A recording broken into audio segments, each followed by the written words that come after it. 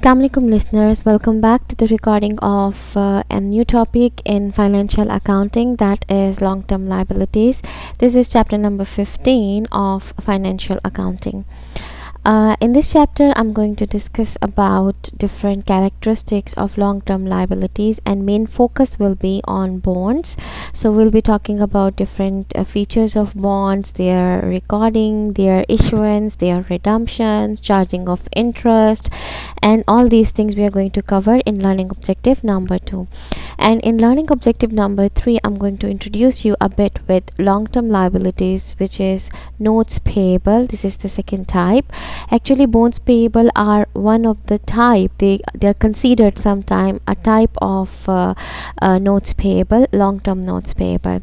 Notes payable have a lot of varieties. They include interest bearing, they include non-interest bearing. So in this chapter, I'm going to only introduce you little with the long-term liabilities, notes payable. Starting with the first learning objective, which is the major characteristics of bonds. So before moving towards the bonds, we should know what is the long-term liabilities. When I discussed with you the short-term liabilities, I gave you a definition that 1 year or operating cycle, whichever is longer, that is the liability, or that is the current liability lifespan. So if a liability does not fit into the definition of current liability, or you can say whose life is more than a year, we call it long-term liability. So let's start with the bonds. So bonds are a form of notes payable, and which notes payable? Who bears the interest, so who have interest feature attached with it. They pay the interest to the bondholders. Usually they are sold in the denominations of 1000 or the multiples of 1000. They are a point of attraction for many investors. The reason is their rate of interest is fixed, and the people like the fixed income, so that's why they want to invest in bonds. If a person has choice to interest in bonds or interest in stock, and he is not a risk taker person, he will probably choose bonds, because bonds interest does not changes, but the stock dividend depends on the announcement or the declaration made by the board of directors. So that's why they attract many investors. Moving on towards the company or the corporation who issues the bond, or you can say the bond issuer is actually the borrower. They borrow the money from the market by issuing the bonds. So borrower is actually issuing the bonds, and they are borrowing the money with help of bonds. The person who purchases, or the investor who purchases the bond, he or that investor is known as a bondholder, because bond stays with them and they are investing in the bonds. Okay, by investing in the bonds, they provide the money to the corporation. There are different varieties of bonds. We have secured bonds, we have unsecured bonds, we have convertible bonds, we have callable bonds. So let's start from the secured bonds. As their name says that they are secured, they are having a security, an asset attached with them, that in case if the company does not have money, though that asset could be sold out to pay the money of the bondholders. So if you see, they made the building, and the building is not nodded with the bond, it means that this building is a security for these bonds. So this building belongs to the company. If company is unable to pay the money to the bondholders at maturity, this building will be sold out and the money will be paid. So this is known as secured bond. And the property, if the property is the security of a bond, we call those bonds as mortgage bonds. Okay. Some companies, they do not attach the building or these type of property, but yes, they have other type of assets attached with the bonds as a security. We call them sinking funds bonds. If the nature of the security is property, we call it mortgage bonds. Okay. Some bonds, they don't have any security attached with them, so we call them unsecured bonds. They do not attach any collateral with them. So why the people will be buying these bonds? Because usually these bonds offer higher interest rates, okay, and they are usually issued by non-companies. People know them, investors know them, but most of important content is that their interest rate is higher than the secured bonds. We also call them sometimes debentures. Debentures are unsecured bonds. Debentures. Okay, let's talk about the convertible bonds. As their name says, that they are converted into what? So initially they are bonds, and after some time they are converted into the stocks of the company. So firstly, the bondholder is a lender. Lender means who provides the money, right? So he's a lender for the company. Upon conversion of these bonds into the stock, he become the owner of the company because he becomes shareholder. So such bonds are known as convertible bonds. I will also solve some of the numericals for these convertible bonds. Moving on towards the callable bonds. Callable bonds are those bonds which could be called back, which could be redeemed back before maturity on on the discretion of the company or on the specified dates depending on the bond contract. So they are not paid at maturity. They could be called before maturity. That's why we call them callable bonds. So do remember these different categories of bonds so that you know how to record their journal entries. Let's have a look at the issuing procedure of the bonds. So of course, firstly you need to take the permission from the country or the regulatory body who is going to grant you the permission that yes, you can issue the bonds. Also you need to take the approval that up to how much amount you can borrow. Then board of directors and stockholders, they should approve the bonds issue. Before issuing the bonds to the market, we should take the approval from the stockholders through voting. Also the board of directors. Board of directors are also going to decide about the how many bonds are going to be issued and what will be the face value of the bonds and what interest rate these bonds will offer. All these terms and conditions, what to issue, what amount to borrow, at which rate to borrow, when to borrow, all these things are written in a contract. That legal document is known as bond indenture. Usually the face value of the bond is $1,000. Okay. Then it's actually bond is actually like a promissory note, a promise which you make to the lender. So it represents a promise to pay. Promise to pay what? Company promise that we will be paying you your money back at maturity. Also we will be paying you contractual or the stated interest rate, the rate which is written on the bond. It could be 10%, 12%, 6%, any rate. That rate the company will be paying. So this rate is known as contractual or the stated rate. And this will be keep on how you're going to calculate this amount of interest. That will be calculated on the face value of the bond, not on the issue value, because you can issue the bonds at discount or premium, but when you are calculating the interest amount, that is always at the face value. Usually the bonds have semi-annual interest payments. Semi-annual means twice a year. Okay, and but they could have annual or the quarter payments in some cases. If the company wants to borrow huge amount of money, then usually they prefer to issue the bonds, long-term bonds, to get this capital amount. The company or the borrowing company or the issuing company, they usually take the help of investment companies whose job is to sell different securities on behalf of other companies. So investment company, they are the one who sells the bonds of borrower, or you can say issuing company. This is a old form of bond, how it looks like. It has the name of the issuer who is borrowing the money. It has a maturity date on it, then it has a contractual rate on it, then it has a face value or par value. It's written over here and also over here. So these are the basic things you can find in any form of bond. Okay, when company wants to issue the bonds to the market, company needs to check what is the market value of the bonds, and that value will be used to issue the bonds. You cannot issue the bonds always at face value. It depends. So you need to calculate the market value of the bond.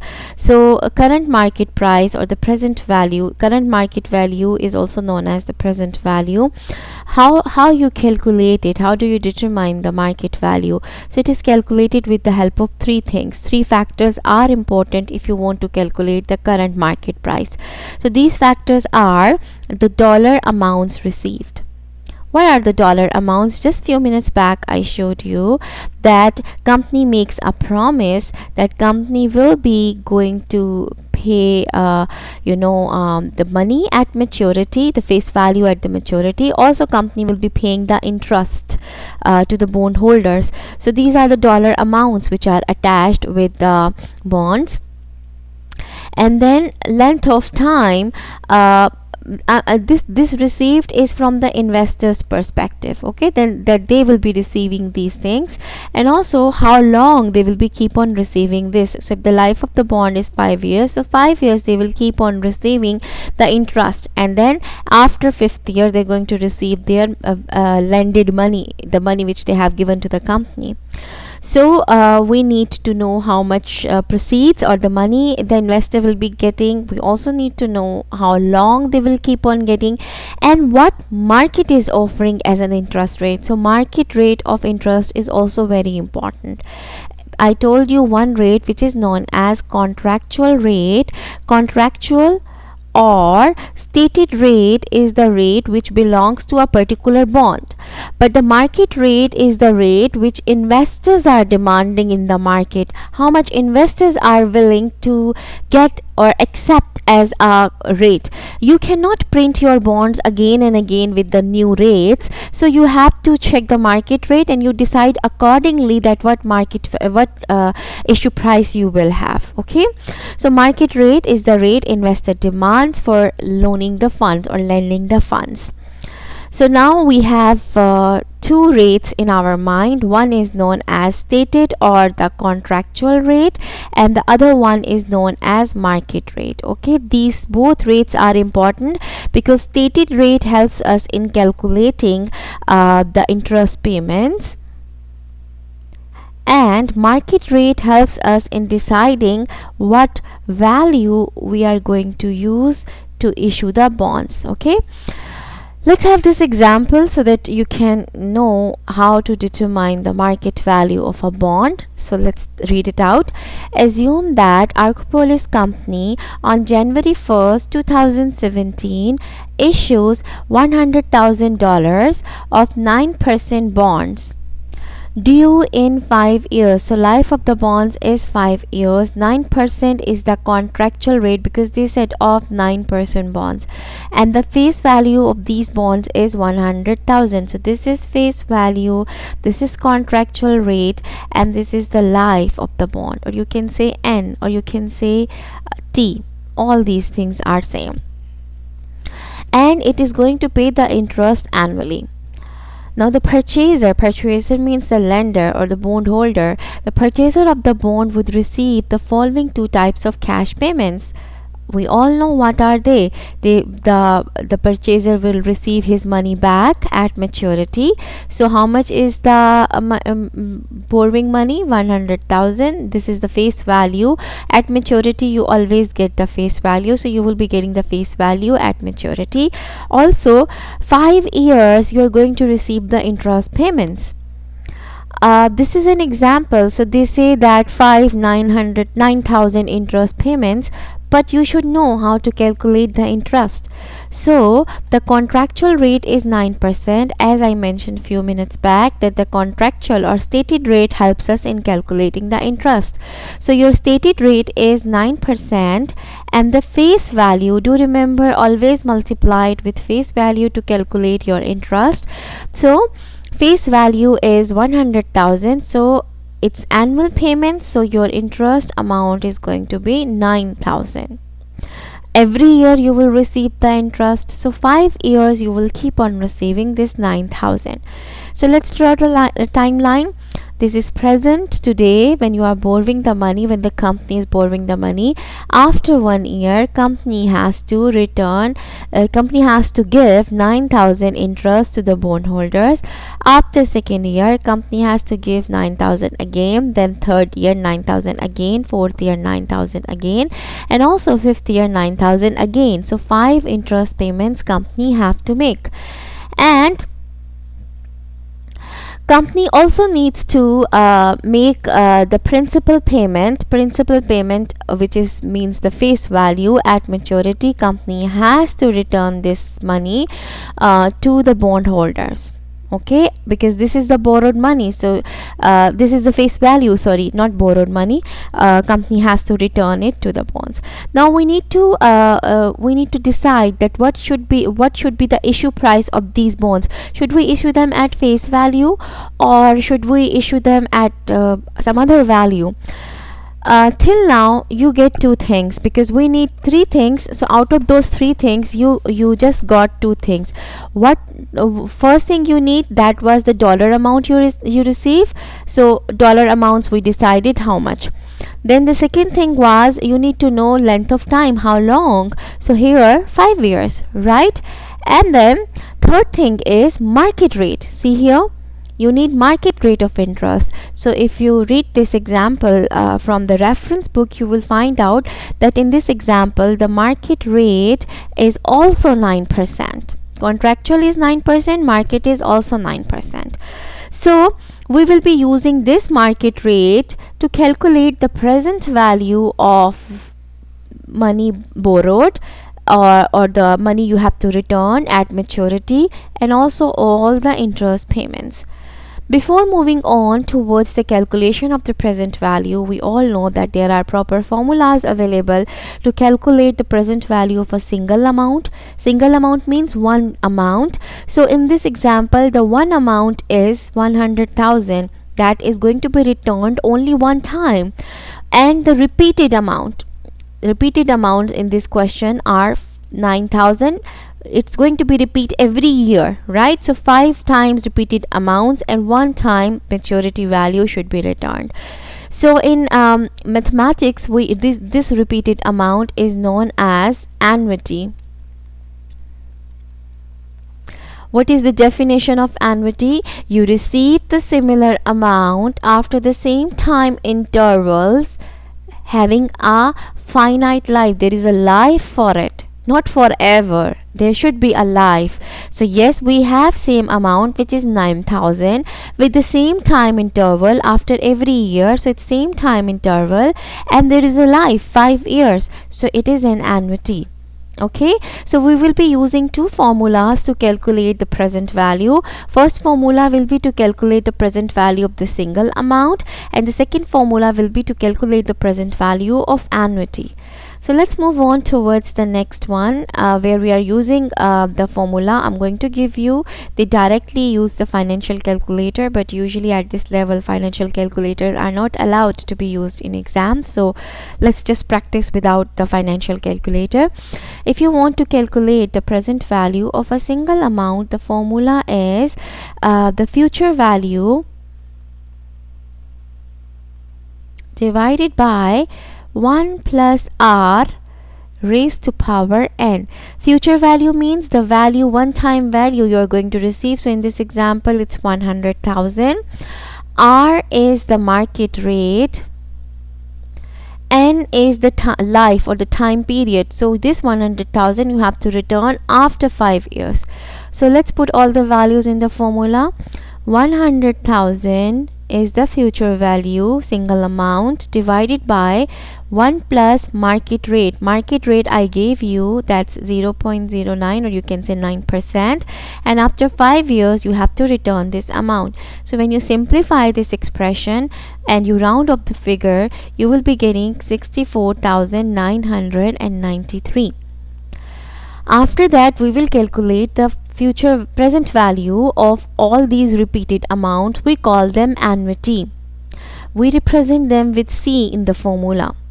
So how do you calculate the present value of an annuity? So the formula is present value of annuity, it's A, okay, is equal to annuity or the repeated value multiplied by, give a bracket, 1 divided by r minus 1 divided by r 1 plus r raised to power n. So this is the formula which we usually use to calculate the present value of annuity. So let's calculate it. See, the repeated amount in our question is 9,000 multiplied, make a bracket, 1 divided by r, market rate is 9%, minus 1 divided by r, 0.09 again, multiplied by 1 plus 0.09 raised to power 5, and then bracket close. This n is for this bracket only. Okay, so when you simplify this expression and you round off the figure, you will be getting an answer of 35,007 or sometimes 35,006. It depends on how many digits you round off. So now we get the present value of single amount, we get the present value of annuity. Now let's decide at what price we should issue these bonds. So what is the market value of our bonds?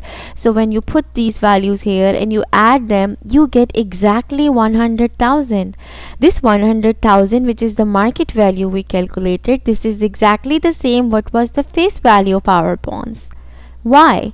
Because your bond contractual rate was 9% and market rate was also 9%. So you was offering exactly the same rate what market was offering. That's why you was able to issue these bonds at face value, the same value.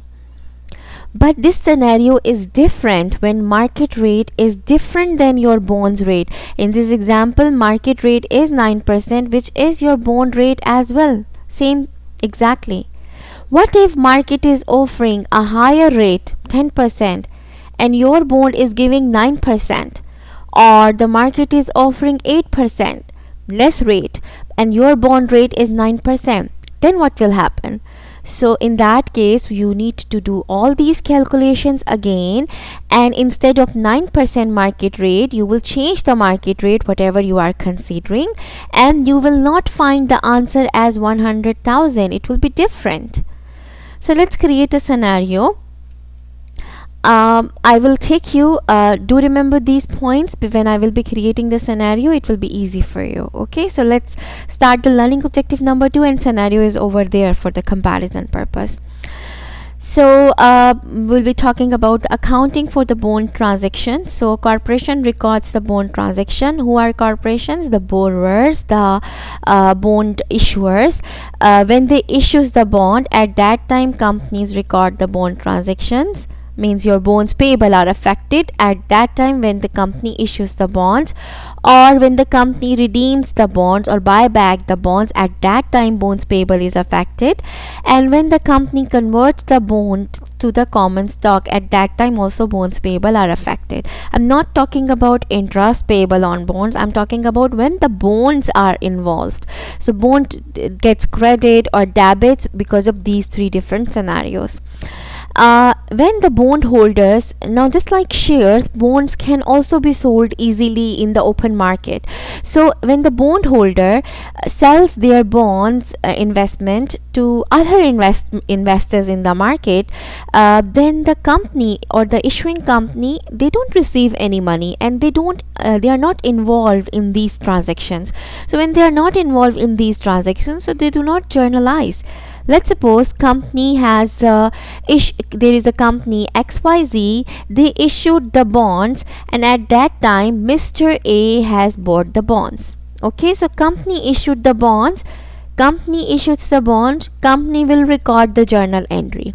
Okay, after that, after 3 or 4 months, Mr. A does not want to keep these bonds, so he will sell his bonds to Mr. B. When he sells his bonds to Mr. B, A will receive the money from Mr. B, and Mr. B will receive the bonds from A. In this transaction, company is not involved, so company will not record any journal entry. Okay, this is transaction between two investors. This is what this note means. Now that scenario which I was talking about in the previous learning objective, we did this case now when your bond rate was, this is your bond rate, it was 10% and market rate was also 10%. So when you calculate the market value, that was exactly the face value, you get 100,000, right? What if the market interest rate is less than your rate? Your bonds rate is 10% and market is right now giving 8%, or investors are getting 8% from the other similar securities. So if they invest in your bonds, they will receive higher interest. So everybody will be willing to invest in your bonds, not in other bonds, because you are giving high interest. So a product which is demanded by many people, it prices goes up, or the seller charges more prices. So that's why in this case you can issue the bonds at premium. Premium means at higher prices, not at the face value. How much higher prices? You will use the same formula which I used in the above slide, and you will get a higher value, higher than 100,000. Might be it will be 102,000, or might be more or less, but higher than 100,000. So whatever value you will get, you will use that value to issue the bonds. Okay, so do remember, easy way is when your bonds offer higher rate, everybody will be willing to invest in your bonds. So you can charge higher prices, you can issue the bonds at premium. Moving on towards the opposite scenario. Your bond rate is 10%, okay, and the market is charging 12%, or other securities in the market are giving 12% rate. Then nobody will be willing to invest in your bonds. Everyone will be willing to invest in the market bonds because they are giving higher interest. So how you will make your product attractive? You will offer good discounts. So you will issue the bonds at discount. Discount means you will not issue them at face value. You will issue them at lesser prices. So what lesser prices? Again, use the same formula which I explained you in the previous slides, and you will be getting a value which is less than 100,000. Might be 99,000 or 99,500 or 98,000, but less than 100,000. Okay, so this is how we decide about discount or premium. Let's move on towards the first example. On January 1st, 2017, Candlestick Incorporation issues $100,000. This one is the base of the bond. 100,000 by default, its face value. 5 years is the life of the bond. 10% contractual interest rate, because it's with the bond description, right? So 100,000 is the face value and life is 5 years, 10% bond at 100. Now when we write in the questions, if we issue the bonds at face value, we write at 100. When we issue the bonds at discount, so we write, let's suppose at 99%, so you write 99. You don't write 99%, 99 or 98. It shows that it's a discounted value because it's less than 100. And if it is premium, so you will be getting values which are bigger than 100, but not percentage. Percentage will not be returned. By default that it's a percentage. Okay, it will be like this. So here they say at 100, so we will immediately understand 100 means face value. So how to record the journal entry? January 1st, cash gets debit, bonds payable gets credit, the issue price is 100,000. Let's extend this scenario. The first two lines are exactly the same. Assume that interest is payable annually on January 1st. So January 1st, 2017, you issued the bonds. Next January 1st, you will pay the interest. So that will be 2018. But we have to close our books at December 31st, 2017. So you will be recording an adjusting entry to charge the interest on these bonds, and that interest will be paid next year on immediately next date, which is January 1st. So let's do this. Assume that interest is payable annually on January 1st at December 31st, 2017. Candlestick recognize interest expense incurred with the following entry. So you have to record the interest expense but make it accrued. Don't pay it. So make it a payable, accrued expense. Okay, and next day, which is January 1st 2018, you're gonna pay that. So December 31st, interest expense gets debit, interest payable gets credit. So let's do this calculation. I told you before that interest is always calculated at face value. You issue the bonds at discount, you issue the bonds at premium, it doesn't matter. Interest will be calculated with contractual rate on face value. So see here, your face value was 100,000, interest rate was 10%, so 10,000 interest expense gets debit and interest payable gets credit. Immediately next day, which is January 1st 2018, you will make the payment of this interest. So interest payable gets debit and in cash gets credit. So this is January 1st 2018. Okay, let's see the next scenario in which we are issuing the bonds at discount. So why do you issue the bonds at discount? We just discussed, when the market is offering attractive interest rates and your bonds rates are less, so nobody will be willing to buy your bonds. To make your bonds attractive, you have to offer the discount. So let's do this one. On January 1st 2017, Candlestick Incorporation sells $100,000 5 years 10% bonds. So now see here, this is the description. 100,000 is the face value, 5 years is the life, 10% is the interest or contractual interest rate, for $98,000. So $98,000 means this is the dollar they wrote, na? So they already told me the amount. If they write at 98, so then you will be multiplying it with face value and calculating. But here they said at 98,000, for $98,000, it's already an amount. No need to calculate the amounts, it's calculated. Interest is payable annually on January 1st. They want us to record the entry for the issuance. So you get the cash, your company, you get the cash. How much cash? 98,000. Bonds payable will be recorded with their face value. So you credit bonds payable 100,000. But my debit does not matches with credit. They should be equal. My credit is 100,000, debit is 98,000. So how much price is less? The bonds which are of 100,000 face value, we are issuing them at 98,000. 2,000 we are offering as discount.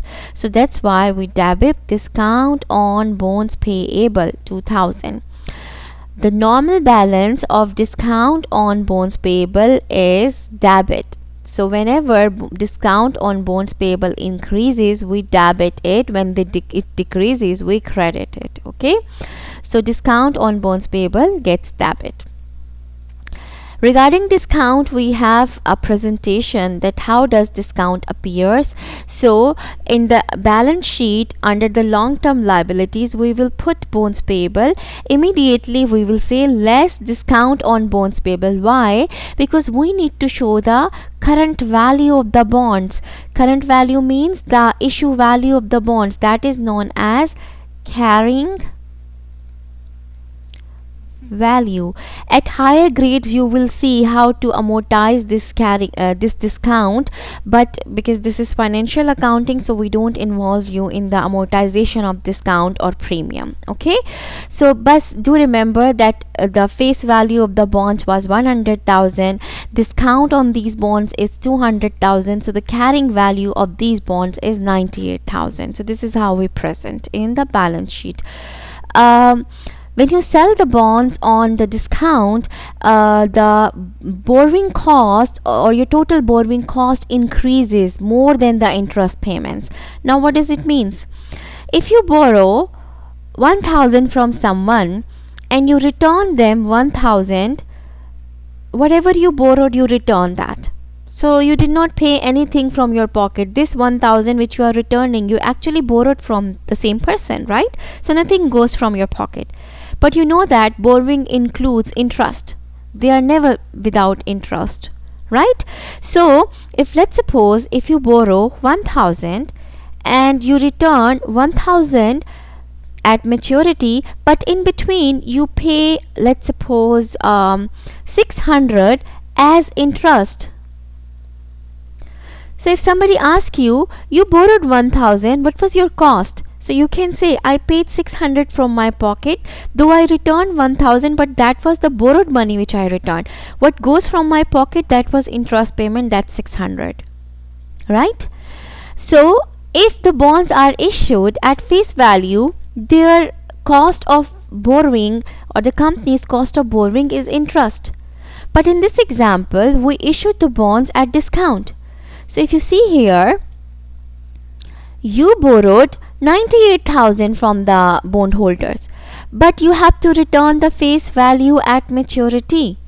How much? 100,000. But you did not collected 100,000, you only collected 98,000. So it means that 2,000 you will pay from your pocket, right? So not only interest, but also you have to pay the discount from your pocket. So in case when the bonds are issued at discount, your cost of borrowing increases. It's not only interest paid, it is interest paid plus the discount. So see here, interest plus discount, because discount will be paid from your pocket, right? So borrower is required to pay the bond discount at maturity date. Therefore, bond discount is considered to be an increase in the cost of borrowing. So when the bonds are issued at face value, the cost of borrowing is equal to the interest payment. When the bonds are issued at discount, you have to pay the interest as well as discount also at maturity. So your cost of borrowing is more than the interest payment. Okay, so let's have the calculation for this case which we just did. So the cost of borrowing, I have two ways to calculate the cost of borrowing. Let's do first way first. We will be paying interest to the bondholders. We just calculated how much interest will be there. So 10% was the rate, face value was 100,000. So the interest payment per year is 10,000. So this 10,000 we will be paying to the bondholders for 5 years, right? So total interest payment will be 10,000 multiplied by 5, 50,000. But we also have to pay the discount from our pocket because we borrowed 98, but we will be paying 100,000. So 2,000 is our cost as well. So this 2,000 as well. So together cost of borrowing is going to be 52,000. There is another way to calculate the same answer. Whatever you are going to pay, everything minus whatever you collected, remaining is your cost.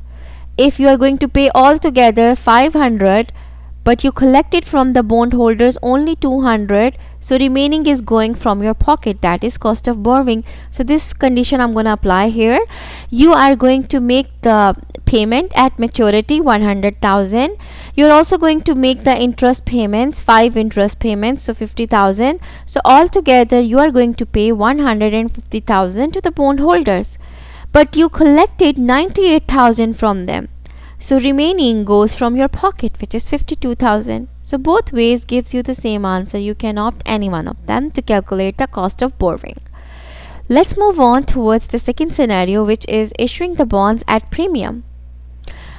On January 1st, 2017, Candlestick Incorporation sells 100,000 5 years 10% bond for 102,000.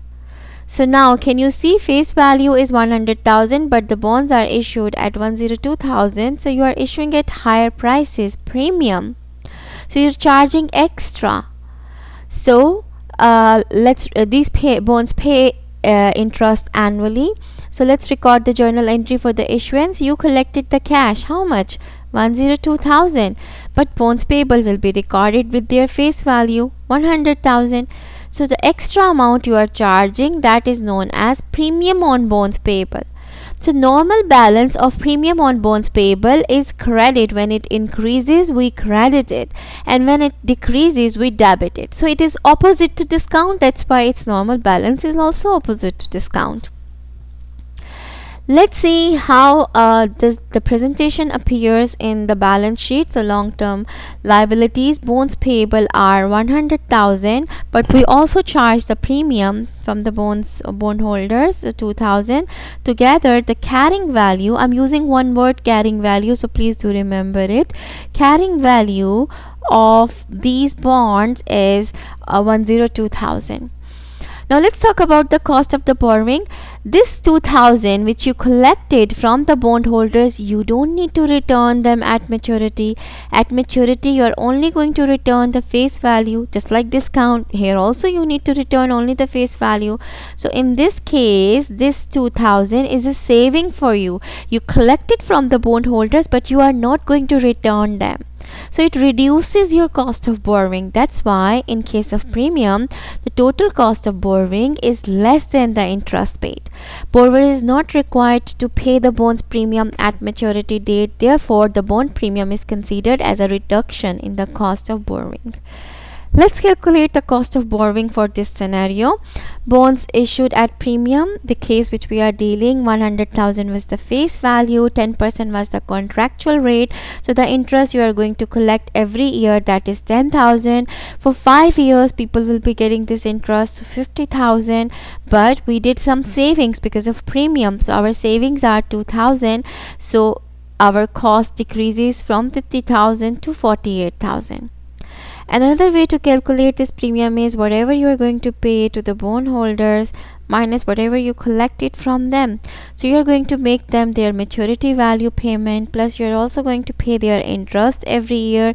So altogether you are going to pay 150,000 to them, but you collected 102,000 from them. Rest goes from your pocket, so that is 48,000. There is one self-test exercise. Let's quickly do it. Giant Corporation issues $200,000 of bonds for $189,000 at what? It's less than face value, right? So it is at discount. Prepare the journal entry to record the issuance of the bond and show how they will be reported in the balance sheet. So cash gets debit. How much cash you get? 189,000. Bonds payable gets credit with their face value 200,000. So it means collected today amount is 189,000. At maturity you are going to pay them 200,000. So what amount you have not collected from them? That is 11,000. This is discount on bonds payable. Presentation will be in the balance sheet under the long-term liabilities. Bonds payable will appear, less discount on bonds payable, so you will get the carrying value, which is 189,000. Let's talk about the last scenario of the bonds payable. When you redeem the bond, when you take back your bonds and you pay to the bondholders, that is known as retiring the bonds or redeeming the bonds. Assuming that the company pays and record separately the interest for the last interest period, means the company has already recorded, and the paid recorded means journal entry is already recorded, and company also paid the interest for the last year. Candlestick record the redemption of the bonds at maturity. So maturity was after 5 years. So let's suppose now the maturity date is there. So bonds payable will get debit, and cash you will pay its face value back. But sometimes company do not mature the bonds at company do not redeem the bond or pay the money to the bondholders at maturity. Sometimes company pay it before maturity. That is remember callable bonds which we discussed. So that is one of the scenario of the before maturity. Let's suppose bonds were supposed to retire or mature in January 1st 2025, but in January 1st 2023 company is calling back the bonds. So that is before maturity, this date, right? When the bonds are received before maturity, it is necessary to eliminate the carrying value. I was using this word every time when we were recording the presentation in the balance sheet, right? Let's quickly go back. These are the scenarios which we did. This is the discount scenario. In the discount scenario, this was the carrying value. So carrying value includes what? It includes the face value and the discount, right? Then we did the premium. 102 was the carrying value. It includes the face value and the premium. So at redemption before maturity, what they are saying? They are saying eliminate the carrying value. So if the bonds were issued at discount, face value of the bond and the discount on the bonds. If the bonds were issued at premium, face value of the bonds and the premium on the bonds, we will eliminate it. Eliminate means if bonds payable have a normal balance of credit, we will debit them. Discount has a normal balance of debit, we will credit it. If premium case is there, premium will be debited. So like this, you are going to eliminate the carrying value. And whatever cash you have paid, you will credit it, and then you will check, do you have a gain or loss on the redemption? So let's suppose the carrying value was 22,000. This is carrying value, and the cash payment was, let's suppose, 20,000. Carrying value was more, but you paid less money, so you have saved the money, so that is gain.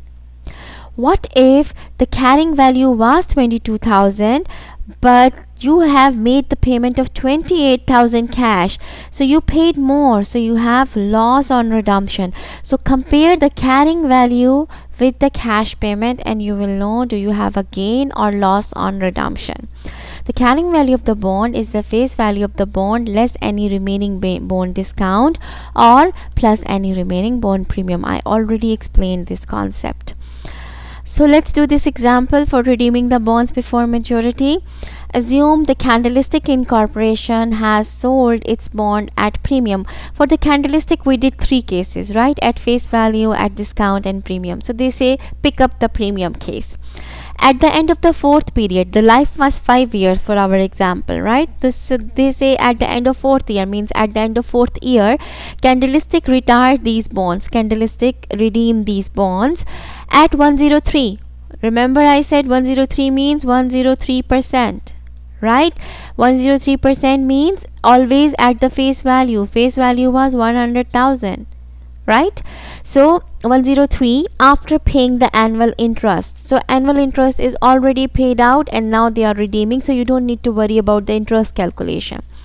Now the rule was remove the carrying value, right? So we need to know what is carrying value. It's a premium case, so we need to know how much balance in the premium account. So let's see this. The carrying value of the bond at the redemption date was 100,000 and 400. Carrying value include what? It includes face value and it includes premium, right? Because this is premium case. Face value, we know that it's 100,000, so remaining is what? That is premium. Candlestick makes the following entry to record the redemption at the end of the 4th interest period. So remove the carrying value. Premium and bond both will get debit. Premium was 400, I just calculated with you. Bonds payable value, face value was 100,000. Company paid 103% of one face value, which is 103,000. So let's compare. What is carrying value? 100,000 and 400. How much money you are paying? 103,000. So you are paying 2,600 extra. So that is loss on redemption of bonds. Okay. Let's move on towards the convertible bonds. If you remember, I discussed this scenario with you in the beginning topics, that there are convertible bonds who are converted into the common stock. So when they are not converted, means still they are before the conversion, until the conversion, bondholder will keep on receiving the interest on the bonds just like normal bonds. And the benefit for the issuer is, benefit for the company for the convertible bonds is that they can charge higher prices for these bonds. Why? Because bondholder knows that they will become owner afterwards. And the company also take the advantage by paying the lower interest on these bonds as compared to other bonds, because other bonds will not be converted into the ownership, but these bonds will become the owners. So that's why these bonds holds less interest on it. Upon conversion means at the time of conversion of the bonds, company will remove the carrying value of the bonds. Transfer the carrying value means remove the carrying value to the paid in capital accounts. What are the paid in capital? We studied in chapter number 13 when we were talking about equity. Paid in capital accounts includes the common stock and additional paid in capital, right? They say no gain and loss is recognized in this case because we have additional paid in capital. All the excess will be taken over there. So let's do this scenario. On July 1st, Sundar Associates convert $100,000 bonds sold at face value. So at face value, it means we don't have any premium, we don't have any discount, into 2,000 shares of $10 par value common stock. Both the bond and the common stock have a market value of 130,000. We did not talk about market value when we just took the theory of this topic. We said the carrying value of the bond will be taken to the paid in capital accounts. So carrying value here is only 100,000 because we don't have any premium or discount. We should just debit this and we should take it to the paid in capital accounts. So bonds payable will get debit 100,000. Common stock will be issued. How many? 2,000. Common stock is always recorded with par. So par or the stated value it's 10. So 20,000. So extra will go where? That will be additional paid in capital. So paid in capital in excess of par, common stock. We did not record any gain or loss because this is conversion. This is not redemption. We have an example over here. R&B Incorporation issued $500,000 10 years bond at discount. Prior to the maturity, means before maturity, when the carrying value of the bond was 496,000, the company redeemed the bonds at 98. Prepare the entry to record the redemption of the bonds. So what is the rule? Remove the carrying value. These bonds were issued at discount. So discount has a normal balance of debit. So bonds payable will get debit because we have to remove it. Its normal balance is credit. But discount will get credit because its normal balance is debit.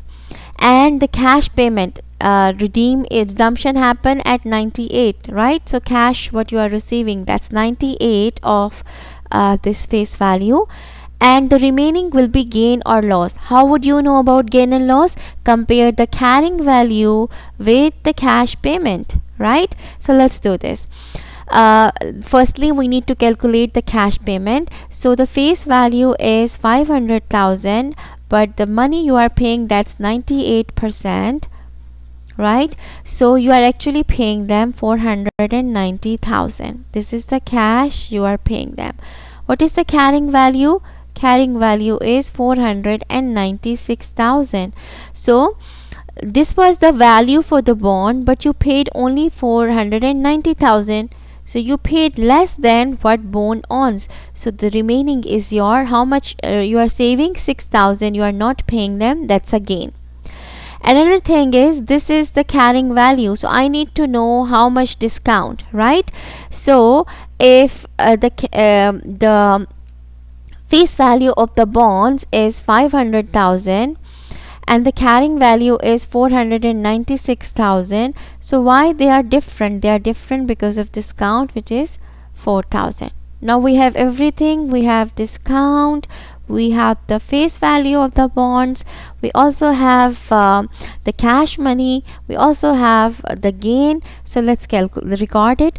Bonds payable gets debit 500,000, cash payment is 490,000, and discount payable will get credit because we have to remove the full carrying value, and the carrying value was 496,000, but you made the cash payment of 490,000, so you have a gain of 6,000. So gain on redemption of the bond. Remember, on redemption we could have gain or loss, but on conversion we don't. Last objective of this chapter is about long-term notes payable. So notes payable could be secured by mortgage. I talked about the types of bonds. Similar could be the types of notes payable, because bonds are considered a category of notes payable. So, long term notes payable may be secured by a mortgage that pledges the title of a specific asset as a security for the loan. Just like mortgage bonds, mortgage notes payable could also be having a security of property with it. Typically, the term required the borrower to make the installment payments over the term of the loan. So in the bonds you pay interest, right, and at maturity full money is returned. But in case of notes payable, you have to make the installment payments. Installments are usually of fixed amount which you will be paying, and this installment includes two things.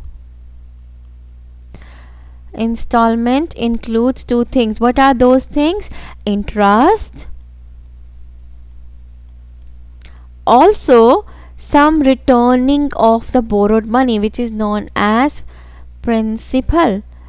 You will be returning some loan money back and also the interest payment. This installment will include both. Can you see here?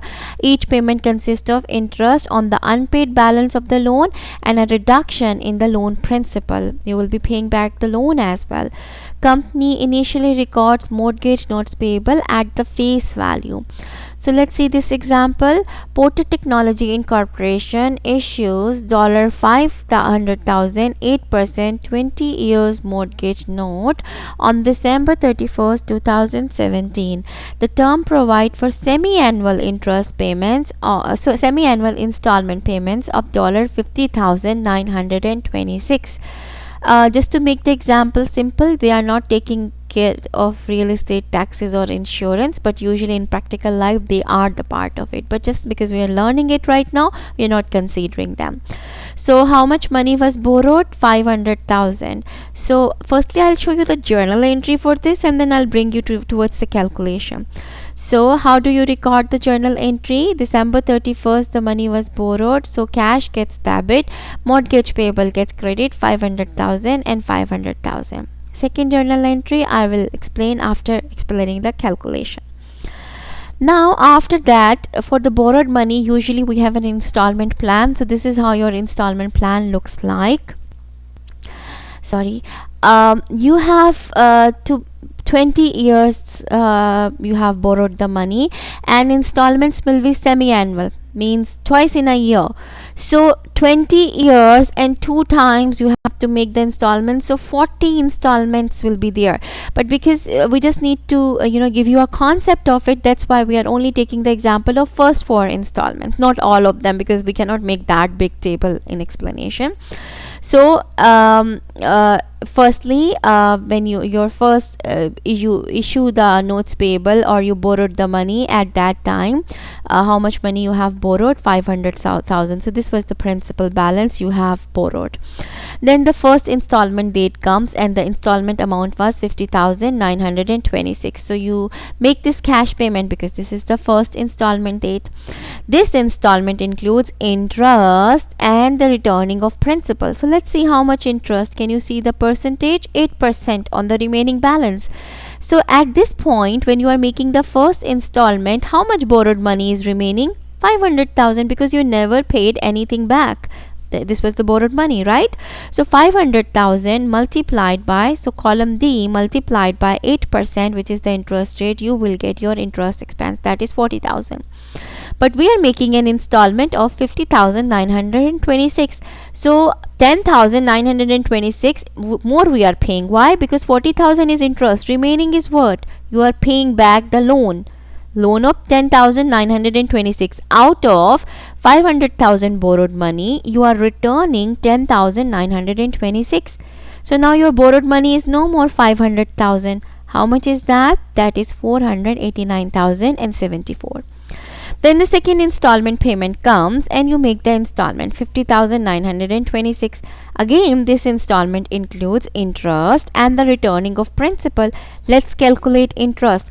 How much remaining borrowing at this moment? Our remaining loan is 489,074.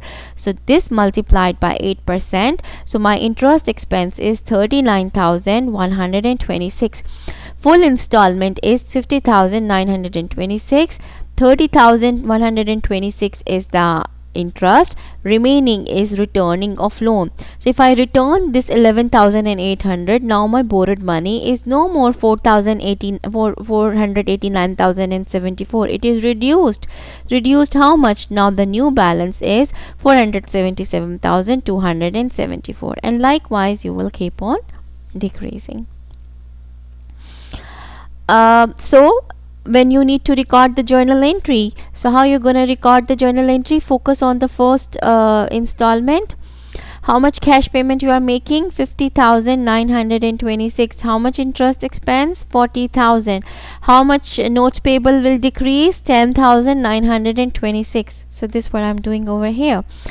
Interest expense 40,000. My notes payable or mortgage payable are going to reduce. We will debit it with 10,926, and cash gets credit, my installment payment.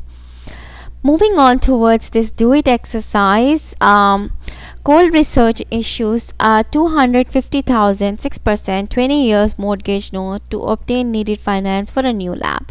The term call for annual payments of 21,796 each. So every year you have to make this installment. So let's record the journal entry for mortgage loan recording and the first payment. So when you borrowed the money, cash gets debit 250,000 and mortgage payable gets credit. Second journal entry, you are making a payment of how much cash payment? 21,796. It includes interest as well as the return of the borrowed money. Okay, if you want to calculate the interest, you know that borrowed money is 250,000, because this is the first installment, multiplied by interest rate, which is 6%. So you will know 15,000 is the interest out of this amount. Remaining is what? Remaining 6,796 is the payment or return of the loan. So I'm recording the journal entry. Interest expense gets debit. We just calculated 15,000. Loan decreases 6,796, and you make this full cash payment 21,796. So this is it about the long-term liabilities. I hope I tried my best to make the concepts clear to you, but still if you don't understand anything, you can write in the comment section. Don't forget to watch the exercises of this chapter. I already uploaded them for you. There is more practice about these bonds and the notes payable. See you in the next video soon. Take care everyone. Have a nice day. Bye.